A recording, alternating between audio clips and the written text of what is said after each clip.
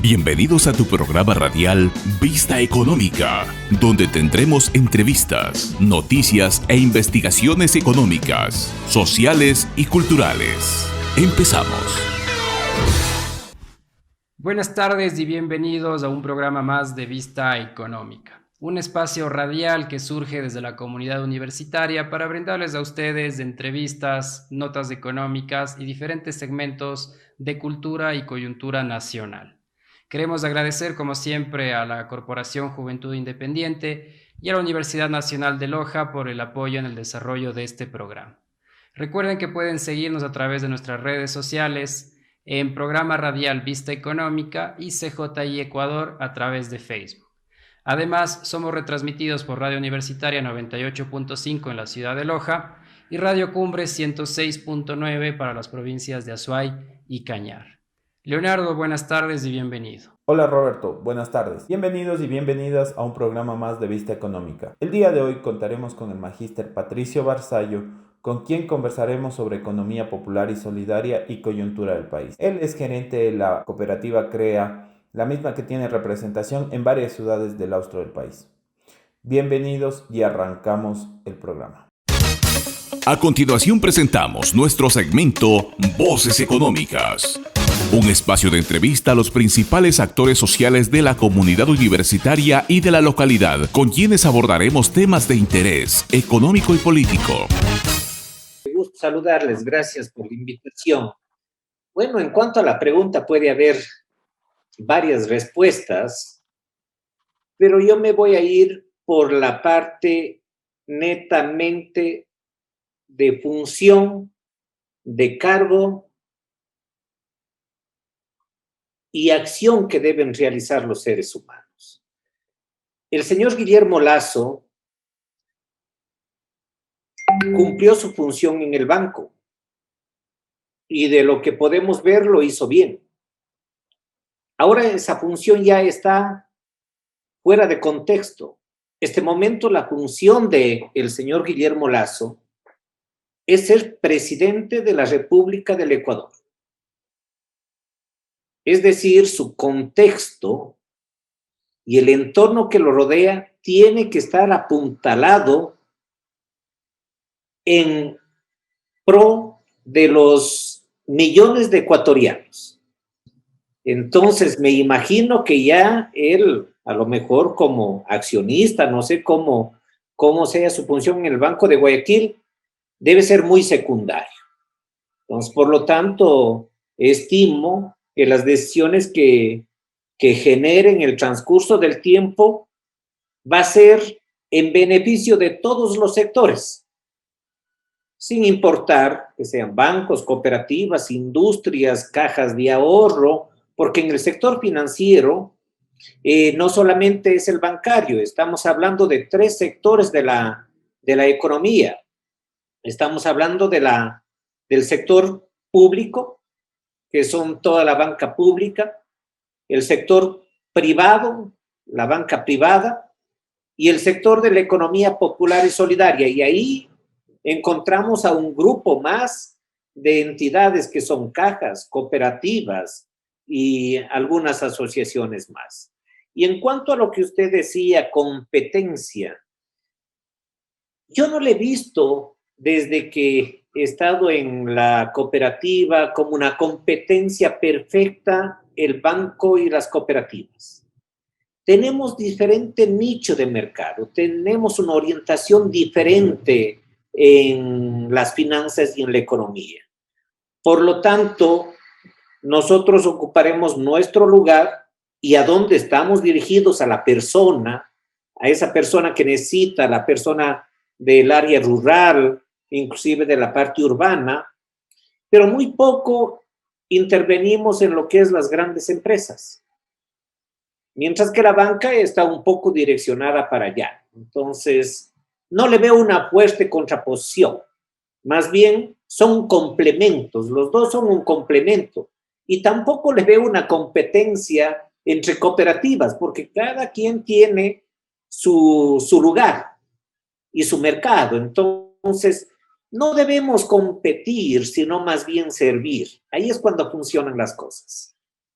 Ya se han tomado algunas medidas dentro de este gobierno, como por ejemplo eliminar a las personas dentro de la central de riesgos que tengan una deuda menor a $1,000. Además, se ha hablado también de bajar las tasas de interés. Esto solo como una propuesta verbal, todavía no se ha emitido ningún decreto. Existen también otras medidas que se deben aplicar dentro del sector de la cooperativa, como el aumento del capital social. ¿Cómo cree que estas medidas pueden afectar al sector cooperativo? ¿Si cree que son unas medidas acertadas o cuál debería ser el camino para mejorar la rentabilidad, tanto desde la parte de la empresa como también la confianza y el incentivo a los consumidores? Cuando un gobierno toma una decisión, no podría evaluar este momento cuál va a ser el resultado, porque cuando se toma una decisión no es que la certeza de lograr un 100% de éxito. En todas las decisiones uno corre un riesgo. Entonces, en esta decisión de eliminar a las personas de la central de riesgo, y no es para todas las entidades, está escalonado para bancos, cooperativas del segmento 1, cooperativas del segmento 2 y así sucesivamente.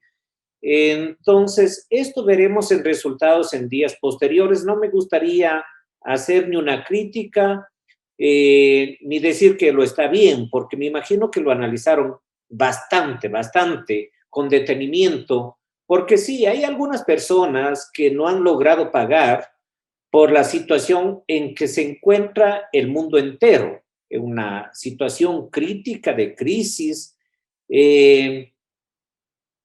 y a veces vemos personas que lo hacen todo y no pueden acceder a un crédito porque ya está en la central de riesgos. Nosotros no, es un elemento en la toma de decisión del crédito. No es una decisión al 100% por la central de riesgos, porque tenemos que analizar mucho más a fondo qué es lo que pasó con la persona. Entonces, esperemos a ver cuál es el resultado de esta decisión. En cuanto a las tasas de interés,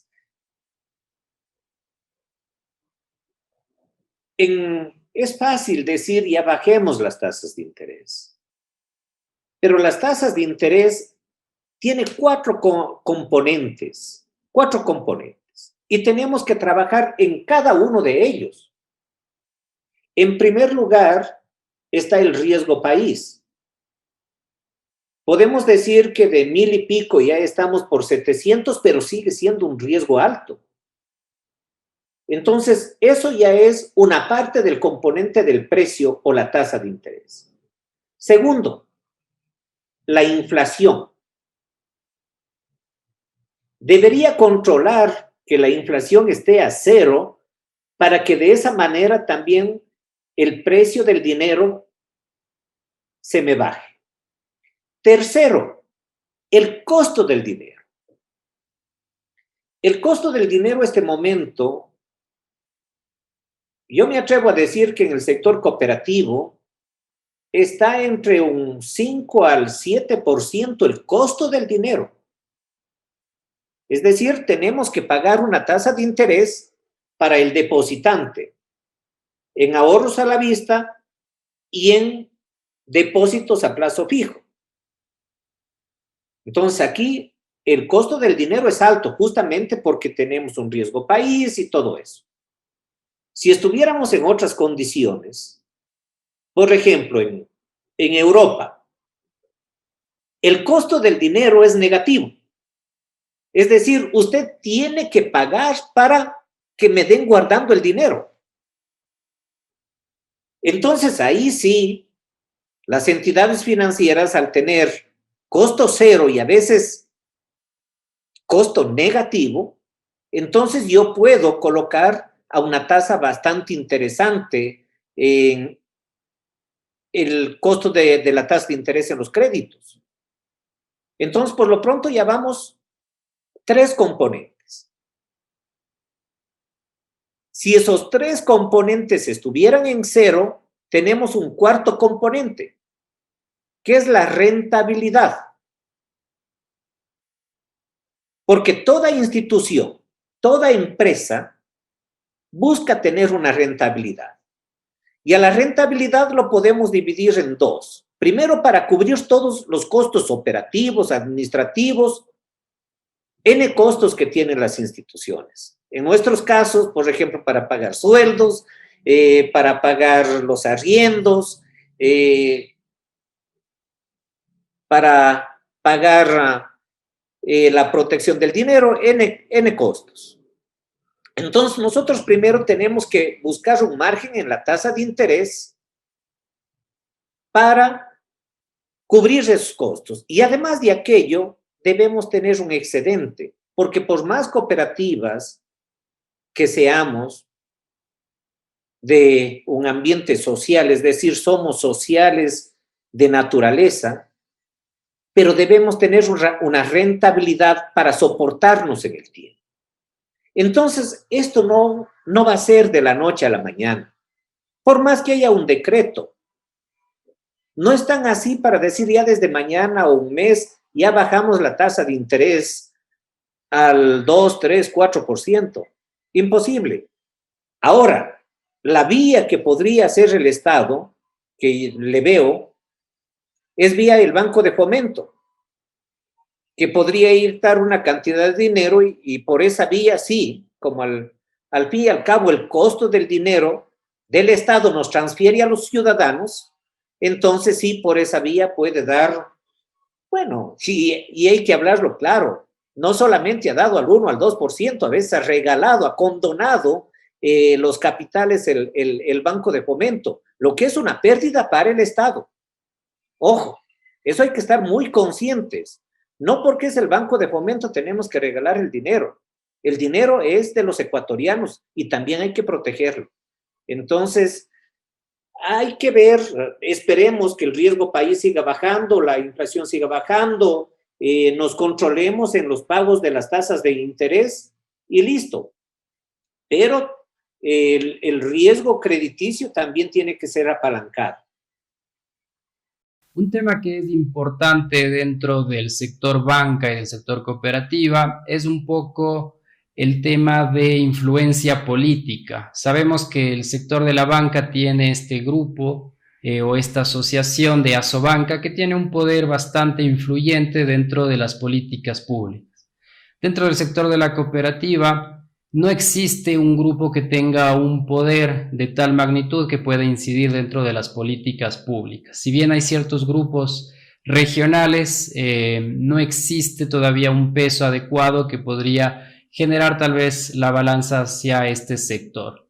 ¿Qué opina sobre esto? ¿Cómo cree que se debería manejar y potenciar estos grupos dentro del sector de la cooperativa? Lo que usted toca es muy real. La banca tiene una asociación muy robusta, visible. Nosotros también lo tenemos. Tenemos la SOFIPS. Es una asociación a nivel nacional. Y a veces nos da mucha pena, y bueno, lo voy a decir aquí, es un canal para estudiantes, para jóvenes. Cuando una entidad tiene el capital suficiente como para mostrarse, tiene más poder que una entidad que está organizada por inclusive mayor número de organizaciones. En nuestro caso somos unas 500 cooperativas. Eso debería cambiar. Si no le dan y no, nosotros hemos presentado algunas propuestas como política pública, pero no hemos sido muy escuchados. Quien le da la fuerza es quien lo escucha. Y aquí el gobierno central sí debe poner un oído a los bancos, porque son muy importantes, no estoy diciendo que sean más o menos, son muy importantes en una economía. Son la protección para la parte productiva de las empresas. Pero a nosotros también deben darnos oído, porque somos la protección de los emprendedores, de aquel empresario pequeño. Y ojo, miren los datos de cuánto aporta la economía popular y solidaria a la economía ecuatoriana. Quise compartirles con ustedes un dato, bueno, espero que lo pueda compartir, donde la economía popular y solidaria o solo las cooperativas, este momento estamos manejando, tanto en créditos como en captaciones, ya más del 25% de la economía nacional. Pero si vamos en número, estamos por encima ya de la banca. Porque nosotros somos los que damos el crédito de $1,000, de 1,500, de 2,000. Pocos créditos lo colocamos superiores a 100, 200 mil dólares, de acuerdo a la estructura y a la fuerza que tenga cada cooperativa. Entonces, si es que vamos en número y la medida, cuando se miden per cápitamente o por personas, debe ser por número de personas. Es decir, las cooperativas a cuántas personas llegan y el sistema financiero tradicional a cuántas personas llega. No solamente el monto en cuánto coloca y cuánto capta, sino a cuántas personas está apoyando ese sector.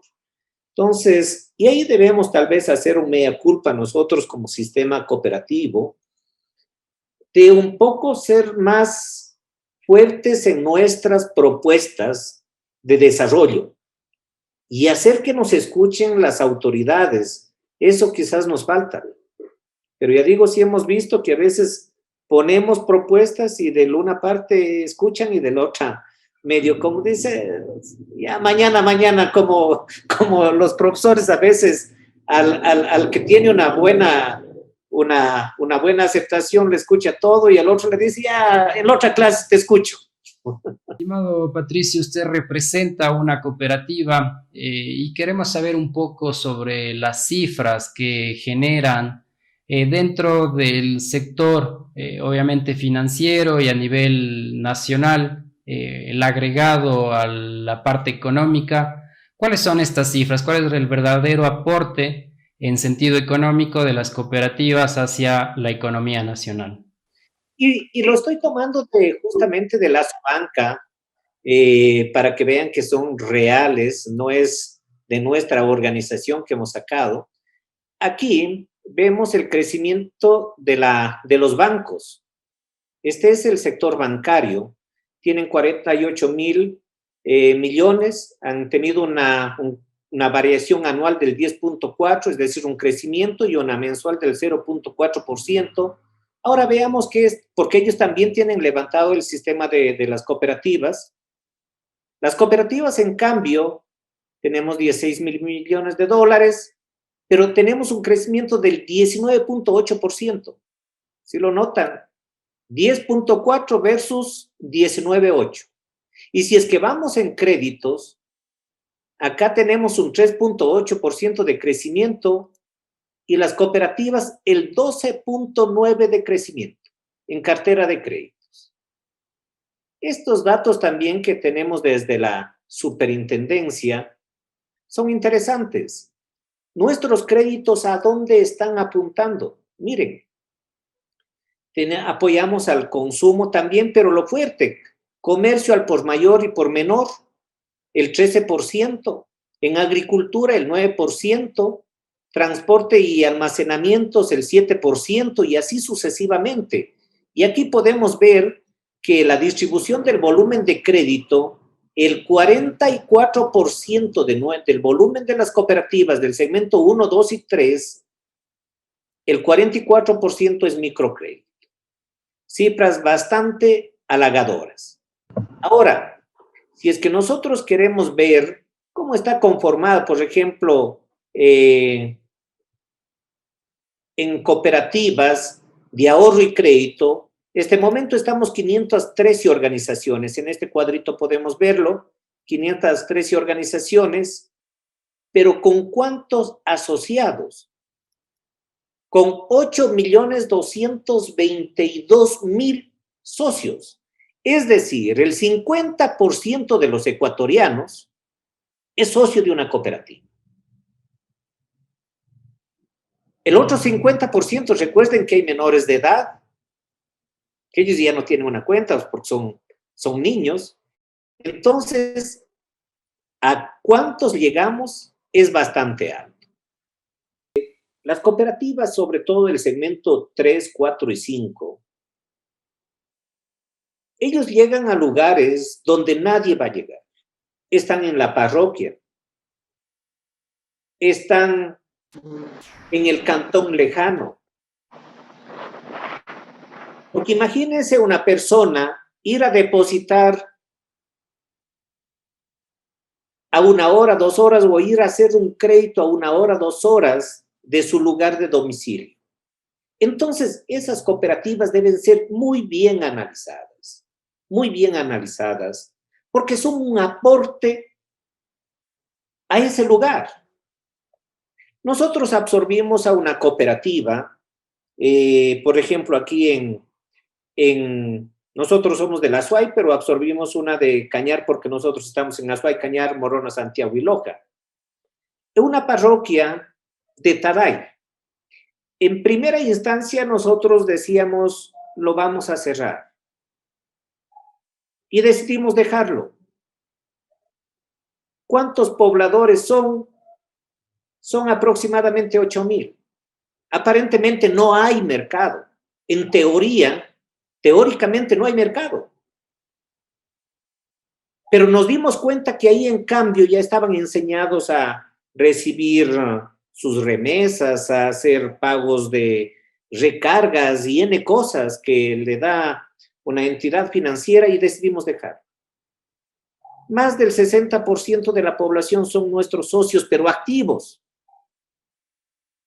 Y después nos dimos cuenta que lo hicimos bien. Por eso estamos nosotros seguros de que las cooperativas, por ser pequeñas, no es que por el tamaño deban desaparecer como algunos tienen esa teoría. Esas cooperativas pequeñas son un aporte muy fuerte a la economía.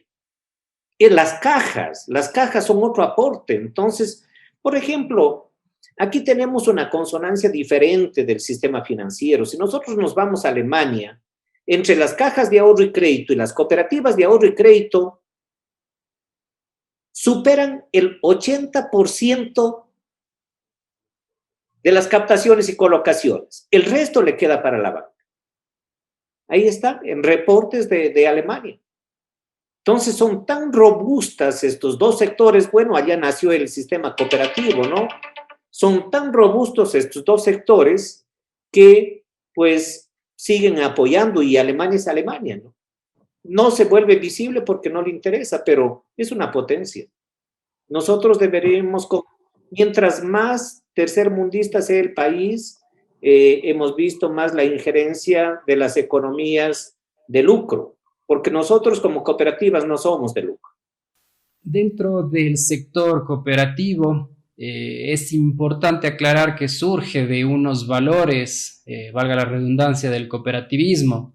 Sin embargo, hay ciertos sectores que apuntan que estos valores se han perdido y que más bien se ha convertido en un mercado capitalista de alta competencia, y que más bien su enfoque original pues está un poco desvirtuado últimamente. ¿Qué opina al respecto de esto? ¿Realmente se mantienen los valores o ya se ha convertido en un sentido más capitalista parte del sector de la cooperativa? Bueno, siempre va a haber algunos que tienen una forma de pensar, otros que tienen otra forma de pensar,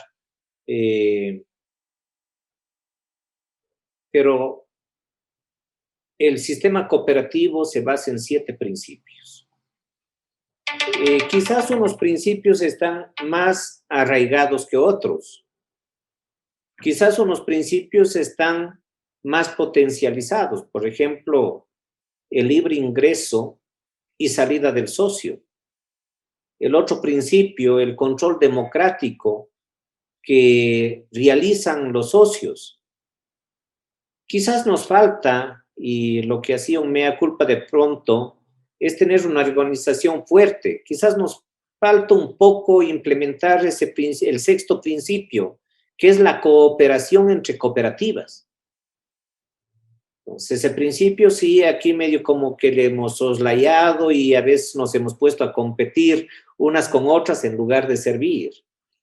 Pero eso ya, conforme vayamos madurando, pienso que nos va a coger un momentito de adultez cooperativa y digamos, y nos sentemos todos y digamos, bueno, tenemos que organizarnos bien. No es posible que en una cuadra o 2 cuadras estén 2, 3 cooperativas.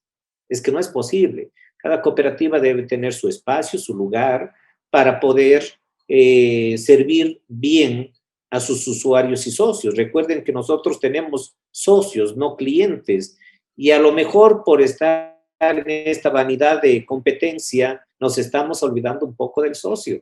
Entonces, todo eso tenemos que hacer un poco de análisis profundo interno.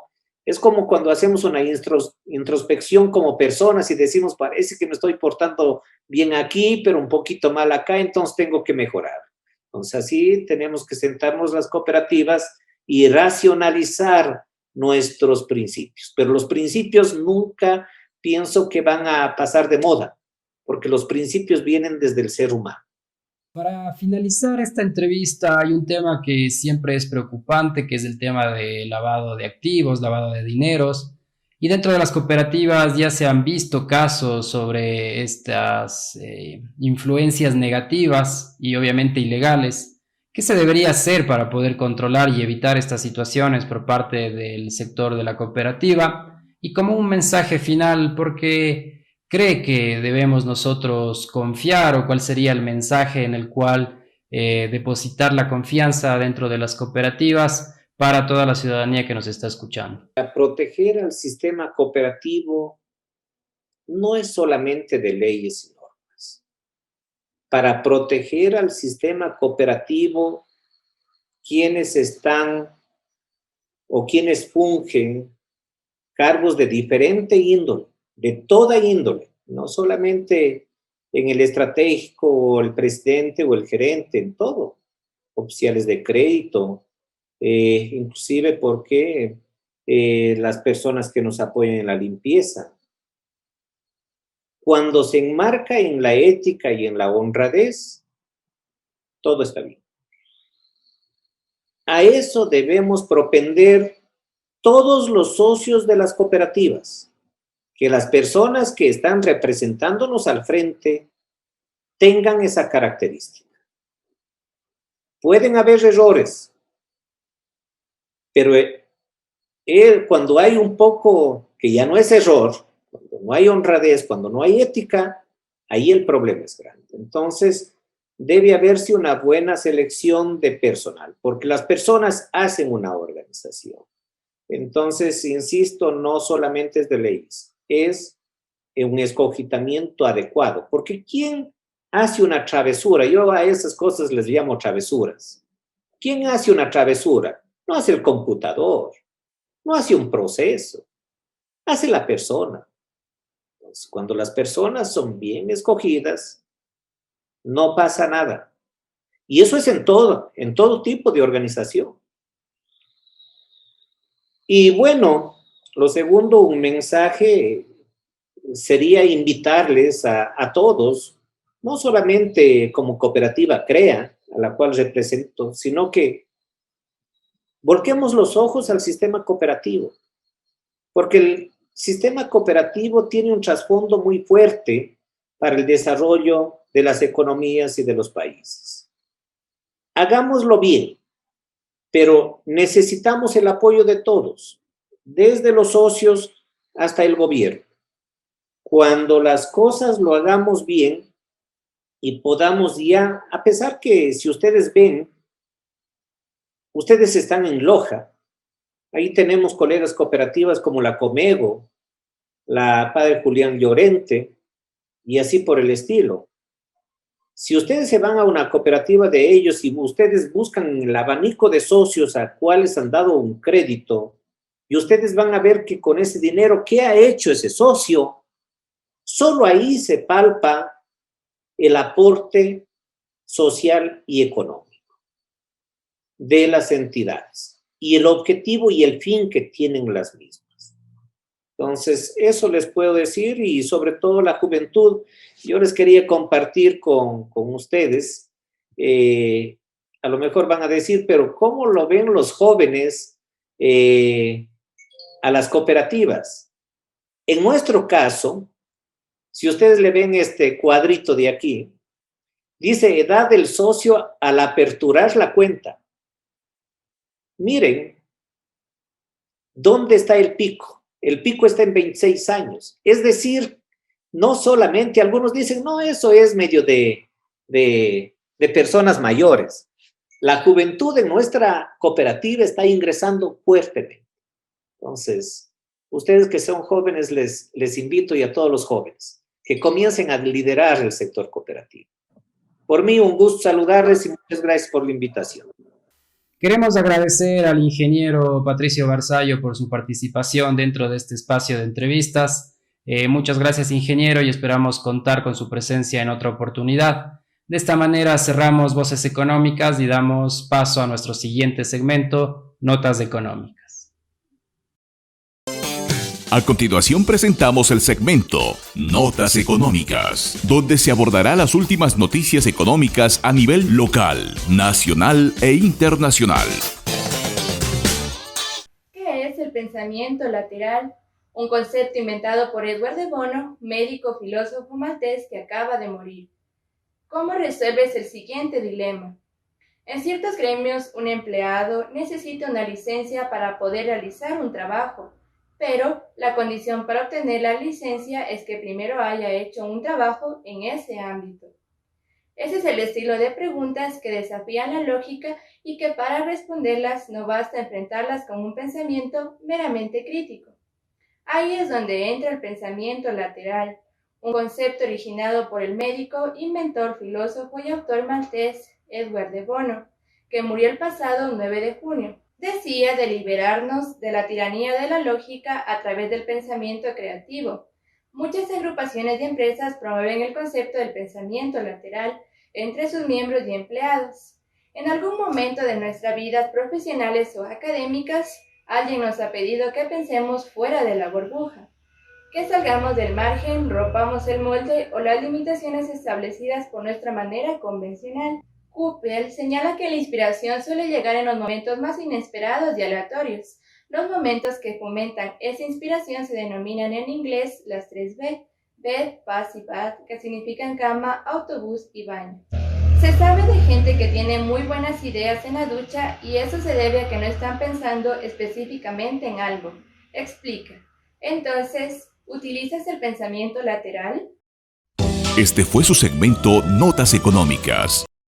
Hoy te hablaré sobre la economía del amor. Esta propone una solución concreta a un problema real, la economía de mercado centrada en el dinero y en el individualismo. En ese sentido, el problema del modelo actual es que nos encontramos con empresas que generan utilidades capturando valor del entorno y de la sociedad sin generar valor para estos. Esta dinámica extractivista destruirá a largo plazo lo que nos permite vivir, el medio ambiente y la sociedad. En contraposición, la economía del amor propone que el amor sea más rentable que el egoísmo. Es, en definitiva, un modelo en el cual las empresas solo capturan valor económico de la sociedad y el entorno al generar valor para estos a cambio.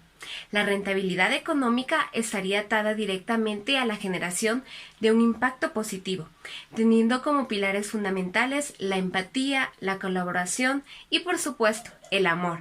Por tanto, los negocios deberían tender a ser más amorosos. Nosotros deberíamos ser consumidores más amorosos. Y básicamente, eso sería un escenario favorable para que el amor se expanda más fácilmente. Así que no hay excusa para no formar parte de la economía del amor. Este fue su segmento Notas Económicas. Presentamos el segmento Más allá de la economía, donde trataremos las últimas tendencias en deportes, cultura, arte, educación, entretenimiento, salud y política. Las políticas públicas. Las políticas públicas son los objetivos, decisiones y acciones que lleva a cabo el gobierno para dar solución a los problemas que en un momento determinado los ciudadanos y el propio gobierno consideraron prioritarios. Por ejemplo, una política pública puede darse en términos de empleo, vivienda, estudio, entre otros, y su correcta o incorrecta formulación puede fortalecer o debilitar familias o comunidades enteras, así como también puede potenciar o impedir la realización personal de los individuos a través del empleo, el estudio o sus condiciones de vida.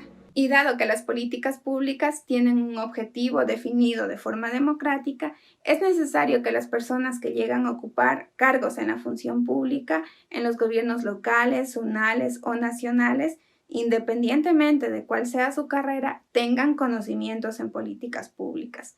Pues en la práctica no solamente interviene el sector público, sino que se da una fuerte participación del sector privado y de la comunidad. De hecho, una de las principales aportaciones de las políticas públicas es precisamente rescatar el carácter público de las políticas, es decir, considerar la intervención de actores diferentes al gubernamental, como lo son los sindicatos, las organizaciones de la sociedad civil, las empresas, la iglesia, asambleas barriales, etc.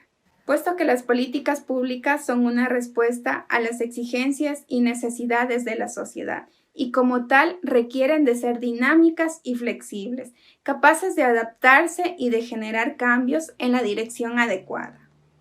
Es así que el diseño de una política pública requiere de conocimientos bastante precisos de los proyectos, programas de gobierno, de los recursos y de la orientación de los actos relacionados con el lugar o el espacio en donde pretende desarrollarse la política pública. Por lo tanto, necesitamos que las personas que nos representan como autoridades tengan la capacidad como actores políticos de negociar, gestionar y hacer cumplir convenios, acuerdos y compromisos que nos permitan alcanzar resultados colectivos. Siendo así, cualquiera de nosotros podría optar por prepararse en materia de políticas públicas, y si sumamos a ello nuestra voluntad de servir a la sociedad, podríamos convertirnos en los referentes políticos que realmente se necesita. Siempre está a nuestro alcance ser parte de esa transformación. Siempre está a nuestro alcance recuperar el verdadero sentido de la política. Más allá de la economía. ¿Qué es la tan mencionada y esperada por muchos Copa América? La Copa América es la competencia más antigua de selecciones de fútbol del mundo. Fue disputada por primera vez en una edición de prueba en 1910, pero tuvo su primera edición oficial entre el 2 y el 17 de julio de 1916. Esto como parte de las conmemoraciones del centenario de independencia de Argentina. Desde su primera edición hasta 1967 el torneo se llamaba Campeonato Sudamericano de Selecciones, pero a partir del año 1975 en su 30ª edición el torneo pasó a llamarse oficialmente Copa América. El sistema por puntos corridos fue sustituido por un formato parecido al de la Copa Mundial de la FIFA, con fase clasificatoria y con las selecciones distribuidas en grupos, seguida de las fases eliminatorias. ¿Cuánto dinero recibe la selección triunfadora y cuánto recibe cada una de las participantes al inicio del torneo? La selección que levante el título de la Copa América 2021 recibirá un premio de $10 millones, tras aprobarse un incremento de $2.500.000. Todas las selecciones que participan en el torneo reciben en un inicio $4 millones, esto para preparación y logística. El Consejo del Ente Regulador del Fútbol Sudamericano, reunido en forma virtual, aprobó el monto que recibirá el campeón de la particular Copa América 2021, que se disputará desde el 13 de junio hasta el 10 de julio. Con este incremento, el torneo de selecciones más antiguo del mundo tendrá un realce más atractivo y elevará su nivel de competencia. ¿Dónde se llevarán a cabo estos encuentros?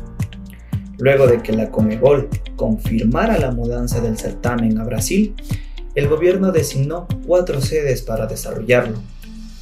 Todo estaba dispuesto para que sea una Copa América para el recuerdo.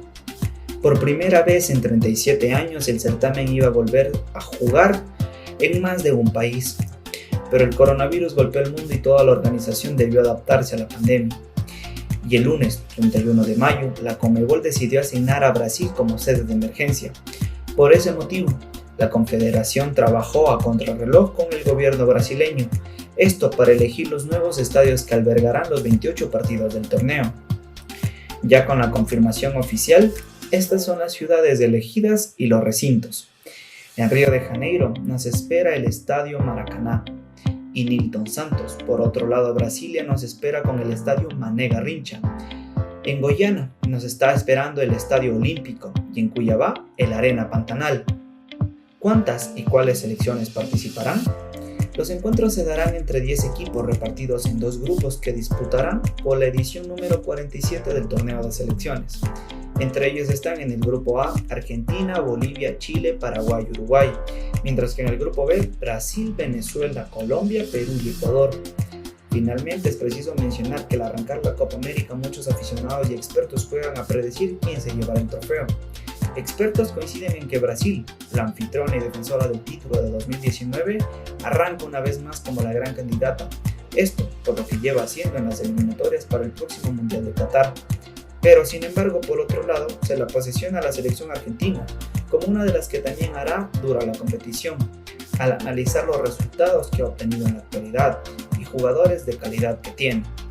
En el caso de nuestra selección ecuatoriana de fútbol, los tricolores mantienen la buena vibra y buscarán retomar la senda del triunfo en un torneo en el cual no han tenido una actuación destacada en los últimos años.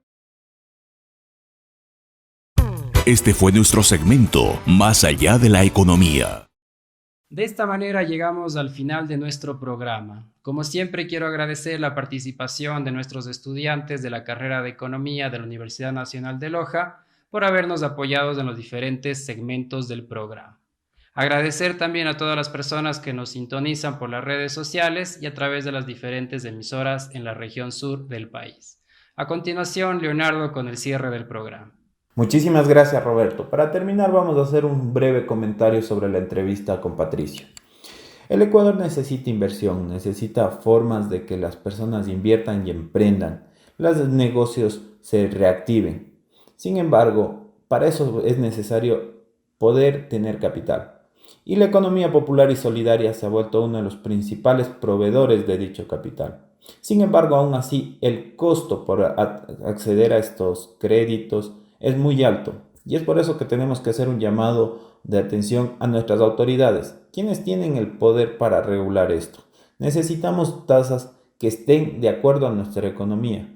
Somos una economía dolarizada y tenemos una de las tasas más altas de la región, incomparable con otros países dolarizados. Es por eso que hay que hacer un llamado de atención a las autoridades para que alivianen esta carga y así reactivar la economía.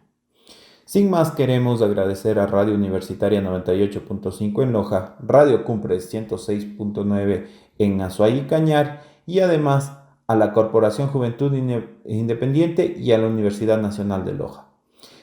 Síganos en nuestras redes sociales. Les esperamos la próxima semana. Aquí termina el programa de esta semana.